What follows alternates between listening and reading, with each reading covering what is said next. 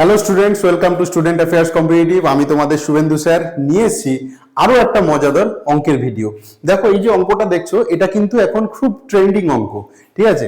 এবং পরীক্ষায় বারবার এসছে, রেলের পরীক্ষায় এটা বারবার এসছে, কিন্তু দেখে খুব সোজা মনে হচ্ছে, তারপরেও কিন্তু স্টুডেন্টরা বারবার ভুল করছে। দেখো এটার আনসার কি হবে। বলছে 25% বর্গমূল, অর্থাৎ 25% রুট আমায় করতে হবে। এবার দেখো, এখানে ঝট করে দেখেই অনেকে তাড়াহুড়োতে করে দিচ্ছে 5%, বা অনেকে 5ও করেছে, কিন্তু সঠিক উত্তরটা কি হবে আমরা একবার দেখে নিই। দেখো, পার্সেন্টেজ সাইন রয়েছে, আর পার্সেন্টেজের মানে আমরা কি জানি?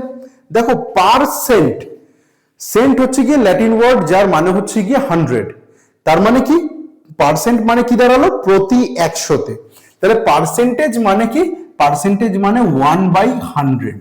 তাহলে পার্সেন্টেজ সাইন যখনই উঠে যায়, তোমরা সবাই জানো সেটা কি হয়ে যাবে? 25 নিচে 100 চলে আসবে। এবার দেখো, এটা যদি আমরা রুট করি, 25 এর রুট কত হয়ে যাবে? মানে 5। আর এটা হচ্ছে গিয়ে কত হয়ে যাবে? 10। এটাকে কাটাকুটি করলে কত আসবে? 1/2। তুমি বলবে স্যার এটা তো অপশনে নেই। অপশনে দেখো দিয়েছে কি?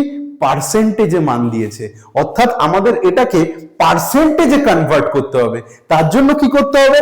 আবার আমাকে এটার সাথে 100 দিয়ে গুণ করতে হবে, আর 100 দিয়ে গুণ করব যখন, হয়ে যাবে কত? 50%। তাহলে আমার আনসার কত হয়ে গেল? 50%। ওকে, আশা করি তোমরা অঙ্কটা বুঝে গেছো, এবং আমার বিশ্বাস যে তোমরা আর কিন্তু এই ধরনের অঙ্কে ভুল করবে না।